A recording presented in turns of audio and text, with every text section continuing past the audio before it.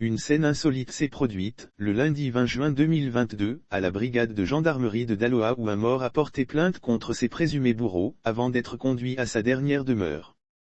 Décédé sur une parcelle où il est allé travailler, Niaka Zeblé Denis, 63 ans, planteur à Zibre, localité située à environ 5 km de la ville de Daloa, ville du centre-ouest de la Côte d'Ivoire, capitale de la région du Haut-Sassandra, a eu la force nécessaire pour traquer ses présumés bourreaux, au nombre de 6, jusqu'à dans leur dernier retranchement à la brigade de gendarmerie de la ville où ils ont trouvé refuge. Les morts ne sont pas morts, une scène vraiment insolite qui attirait une foule immense, le lundi 20 juin 2022, dans la cité des Antilopes. Comme quoi, les morts ne sont pas morts, comme le disait le refrain d'un célèbre poème du Sénégalais Birago Diop.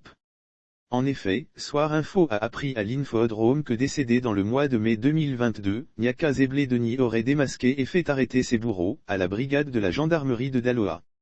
Et très tôt le lundi 20 juin 2022, son cercueil porté par des jeunes a atterri à la gendarmerie, en compagnie d'une foule immense.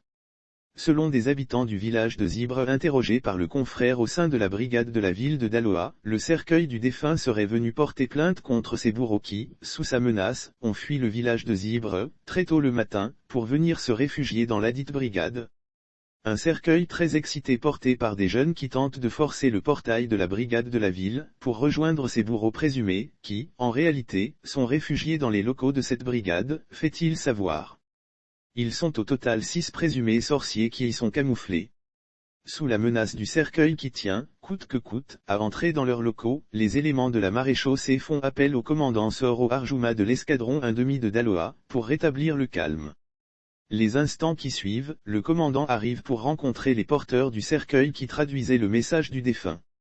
Après les avoir écoutés pendant une demi-heure, le commandant leur remet symboliquement la somme de 10 000 francs CFA, dans la pure tradition, en les rassurant que ces présumés sorciers seront déférés devant le procureur de la République près le tribunal de première instance de Daloa, souligne le confrère. Comme si le défunt avait entendu les propos du commandant, il quitte les lieux pour son village natal de Zebra. On pensait qu'on en avait fini avec les desiderata du défunt. Que non. En effet, chemin faisant, le cercueil marque un arrêt devant un maquis, au quartier Kennedy 1 de Daloa. Selon les sources du confrère, de son vivant, chaque fois que le nommé Niaka Zeblé Denis venait faire des courses à Daloa, c'est dans ce maquis qu'il prenait son déjeuner. Les propriétaires du maquis offrent une bière et de la nourriture. En ces lieux, les propriétaires du dit maquis lui offrent une bière et de la nourriture, au travers des 4 jeunes qui portent son cercueil. Après quoi, ces derniers prennent la route du village de Zibre, ajoute-t-il. Lire aussi un cadavre qui bouge dans son cercueil crée la confusion. De nombreux habitants de Daloa, curieux de vivre ces faits en direct, ont marché de la ville jusqu'au village de Zibre où Niaka Zeblé Denis peut désormais reposer en paix, après avoir démasqué ses présumés bourreaux.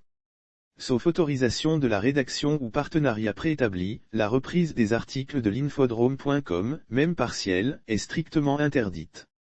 Tout contrevenant s'expose à des poursuites.